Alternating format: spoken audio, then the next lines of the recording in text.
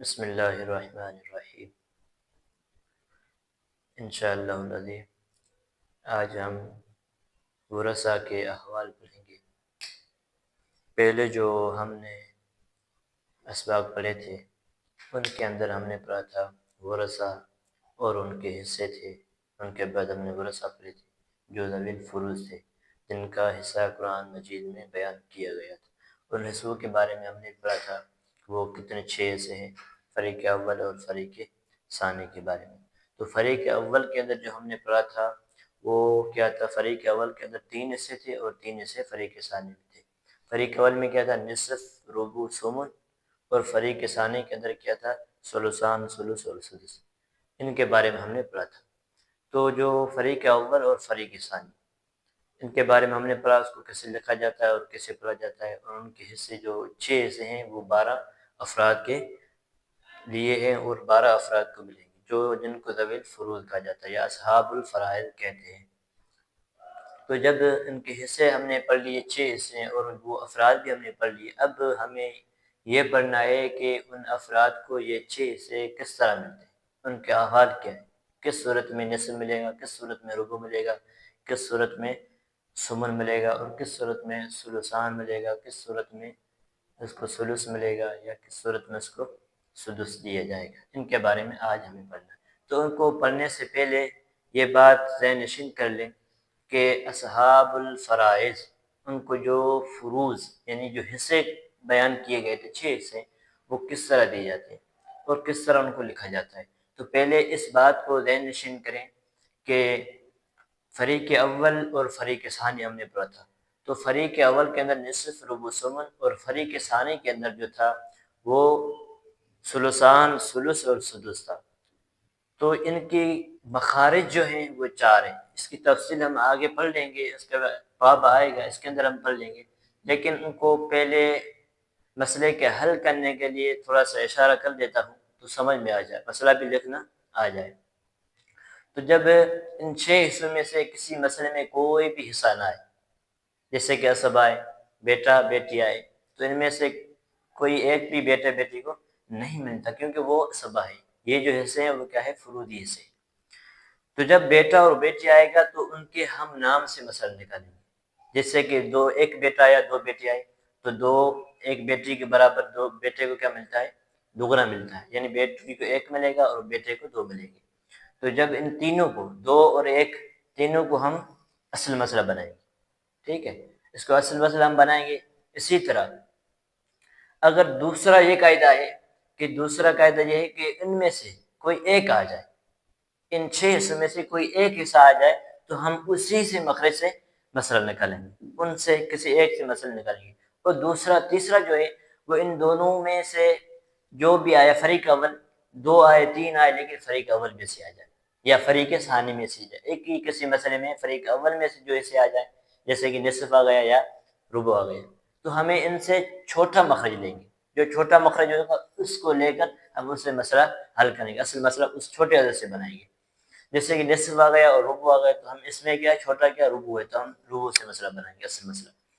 اور چوتھا قاعدہ یہ ہے کہ ان دونوں میں سے فریق اول والا اور فریق اول والا فریق ثانی سے مل گیا تو ہم مسئلہ کسے نکالیں گے؟ تو جو بھی اگر نصف آ گیا دوسرے فریق کل میں سے یا بعض میں سے آ گیا تو مسئلہ ہم کسے نکالیں گے؟ 6 سے نکالیں گے۔ اسی طرح اگر ربع آ گیا مسئلے دوسرے فریق میں سے، ثانی میں سے بعض کے ساتھ آ گئے یا ایک کے ساتھ آ گیا، تو مسئلہ کسے بنائیں گے؟ مسئلہ 12 سے بنے گا۔ اور اگر ثمن آ گیا دوسرے فریق میں سے سب کے ساتھ آ گئے یا کسی ایک حصے کے ساتھ آیا تو مسئلہ 24 سے نکالیں گے۔ یہ کیا 4 قواعد جو آگے مخرج پڑھ لیں گے، لیکن اس میں تھوڑا سا اشارہ کر کے میں نے بتایا تو سمجھ میں آ جائے۔ پہلے اس کے احوال سمجھ لیں، احوال جب یاد ہوں گے تو مسئلہ نکالنے میں دشواری نہیں ہوتی ہے۔ باب کی جو حالتیں ہیں وہ کتنی حالتیں؟ 3 حالتیں۔ باب کی کتنی حالتیں؟ 3 حالتیں ہیں۔ پہلا کیا ہے؟ اس کو فرض مطلق دیا جائے گا، یعنی چھٹا حصہ ملے گا۔ دوسری حالت جو ہے وہ باب کو فرض مطلق بھی دیا جائے گا اور اس کے ساتھ ساتھ اسبہ بھی بنے گا۔ تیسری حالت جو ہے وہ باب کو صرف بصرف وہ مرد اسبہ بنے گا۔ تو باپ کو جب پہلی حالت یہ ہے کہ باپ کے ساتھ، پہلی حالت پڑھ لیتے ہیں، پہلی حالت کیا ہے باپ کی؟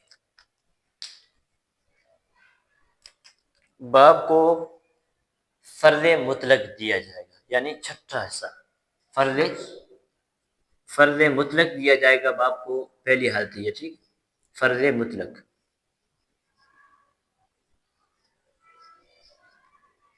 باپ کو فرض مطلق ملے گا، کب ملے گا؟ جب ان کے ساتھ کوئی بیٹا آ جائے، اس باپ کے ساتھ بیٹا آ جائے، باپ کی حالت پر، ٹھیک ہے، تو اس کے ساتھ فرض مطلق ملے گا، ٹھیک۔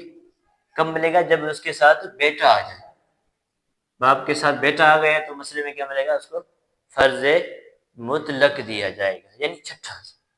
فرض مطلق کیا ہے؟ چھٹا حصہ، سدس۔ فرض مطلق کیا ہے؟ سدس۔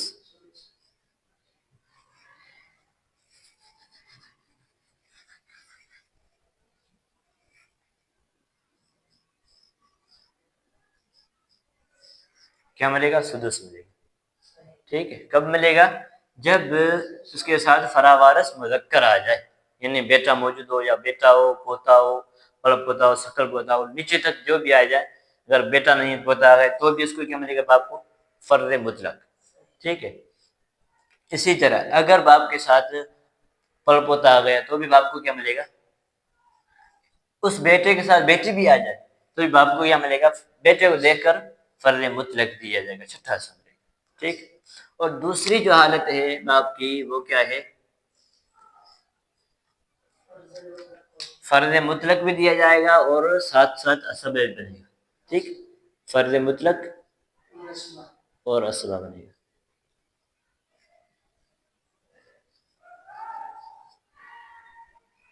فرض مطلق ملے گا اور اس کے ساتھ ساتھ کیا ملے گا؟ اسبہ بھی بنے گا۔ فرض مطلق یعنی سدس ملے گا اور اسبہ بنے گا، سدس اور اسبہ۔ فرض مطلق اس کا یعنی جو فرضی حصہ ہے، فرضی حصہ کیا باپ کا؟ سدس ہے، چھٹا حصہ، ٹھیک۔ تو یہ فرض مطلق اور اسبہ کب بنے گا باپ؟ جب اس کے ساتھ فراوارث مذکر ہو، مؤنث ہو، ہاں، یعنی باپ کے ساتھ بیٹی آ گئی، پوتی آ گئی، پر پوتی آئی، سکل پوتی آئی، نیچے تک پوتی آئے یا پر پوتی آئے یا بیٹی آئے تو باپ کو کیا ملے گا؟ فرض مطلق اور اسبہ۔ بیٹی آ جائے تو بھی اس کو کیا ملے گا؟ اسبہ۔ لیکن یہ بیٹا ہوا، تو اگر بیٹا آ گیا تو کیا ملے گا باپ کو؟ سدس، ٹھیک ہے۔ اور تیسری جو حالت ہے باپ کی، وہ کیا ہے؟ محض اسبہ، صرف وہ اسبہ بنے گا، جو بھی مال ہوگا وہ سارا کا سارا لے لے گا۔ تیسری حالت کیا ہے؟ محض اسبہ۔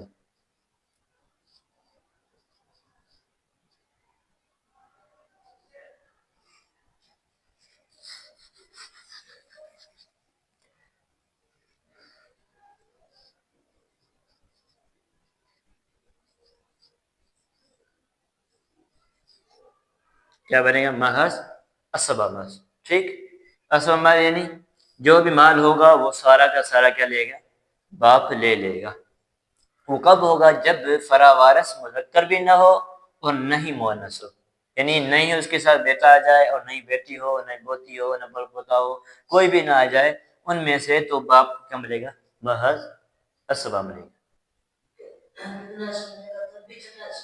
محض اسبہ، جو بھی مال ہوگا سارا کا سارا لے لے گا۔ اب ہم آتے ہیں مثال پر۔ مثال کیسے؟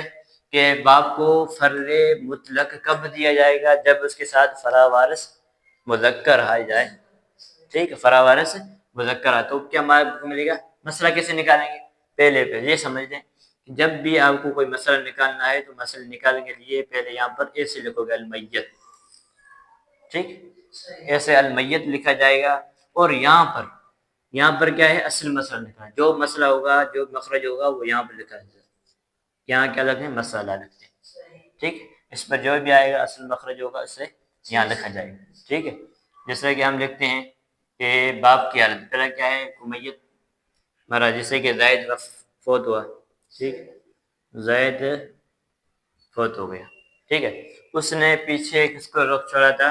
اپنے باپ کو، ٹھیک۔ باپ، اس کے ساتھ کیا رکھا؟ بیٹا، پہلی حالت پڑھ رہے ہیں، ٹھیک، بیٹا، تو باپ کو کیا ملے گا ادھر؟ کیونکہ باپ کے ساتھ بیٹا آ گیا تو باپ کو کیا ملے گا؟ سدس. کیا ملے گا؟ سدس.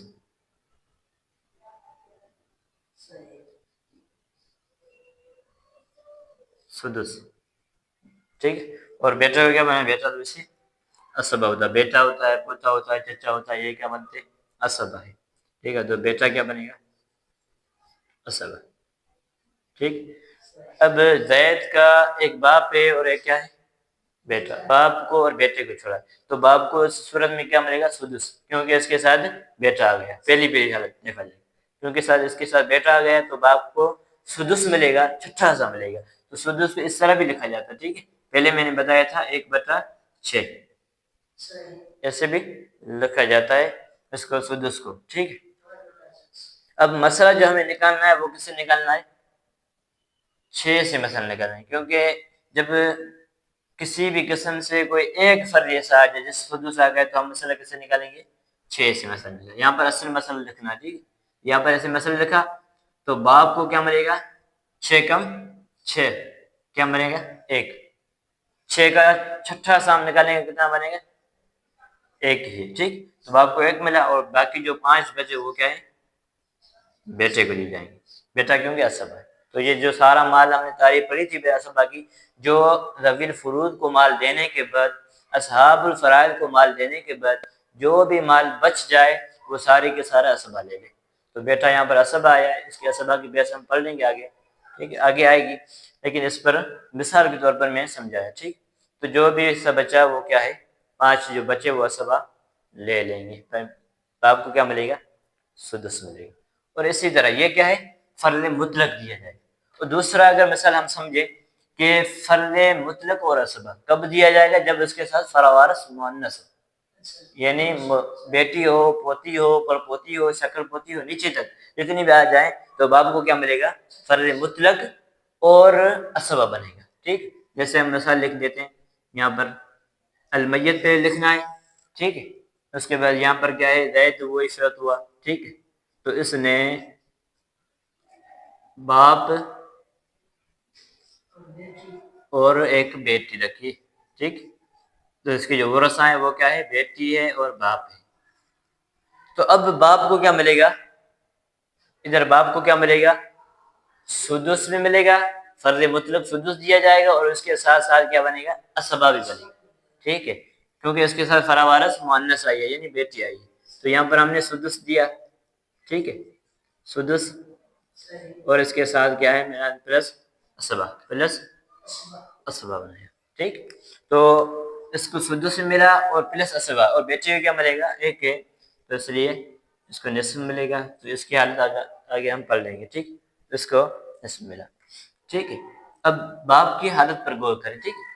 تو باپ کو ادھر سدس ملا ہے اور پلس اسبا، کیونکہ بیٹی موجود ہے. اگر بیٹا آتا تو صرف بس صرف سدس یعنی فرض مطلق دیا جاتا. تو مسئلہ ہم نے 6 سے نکالا، ٹھیک. سدس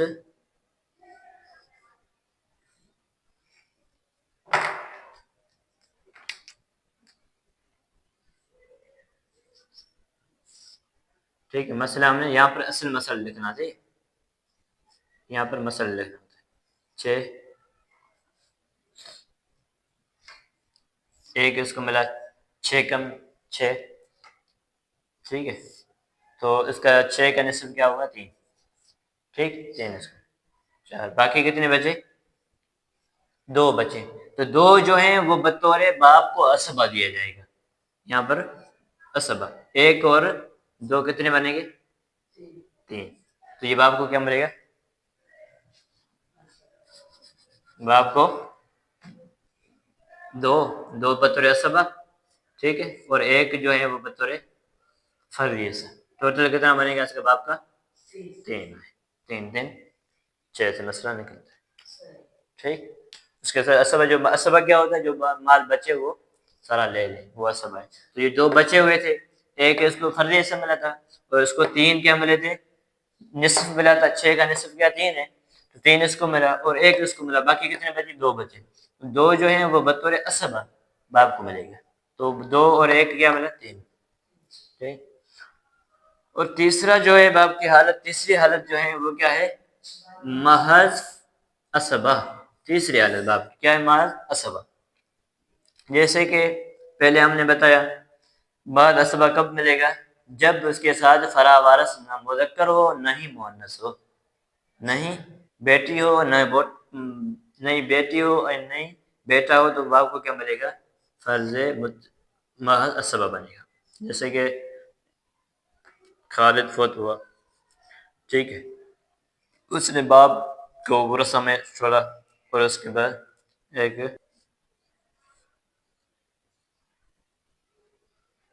ٹھیک ہے، تو یہ بنے گا کیا؟ محض عصبہ بنے گا. تو یہ جو ہے چچا جو ہے وہ باپ کی وجہ سے محروم ہو جاتا ہے. اسے عصبہ بنتا ہے لیکن یہاں پر نہیں ملے گا. سارا کا سارا کس کو ملے گا؟ باپ کو ملے گا. ٹھیک ہے، تو جو باپ سے مسئلہ ہم نے ایک سے نکالا، ایک ہی جو باپ کو. ٹھیک، جو سارا مال بچے وہ عصبہ لے لیں، تو یہ کیا ہے؟ بطور محض عصبہ دیے جائے جب اس کے ساتھ کوئی فراوارث نہیں مذکر ہو نہیں مؤنث ہو، نہ بیٹا ہو نہیں پوتا ہو، تو اس کے ساتھ باپ کیا بنے گا؟ محض عصبہ بنے گا. اور چچا کے زیادہ قریبی باپ، اس لیے باپ کو محض عصبہ بنایا گیا.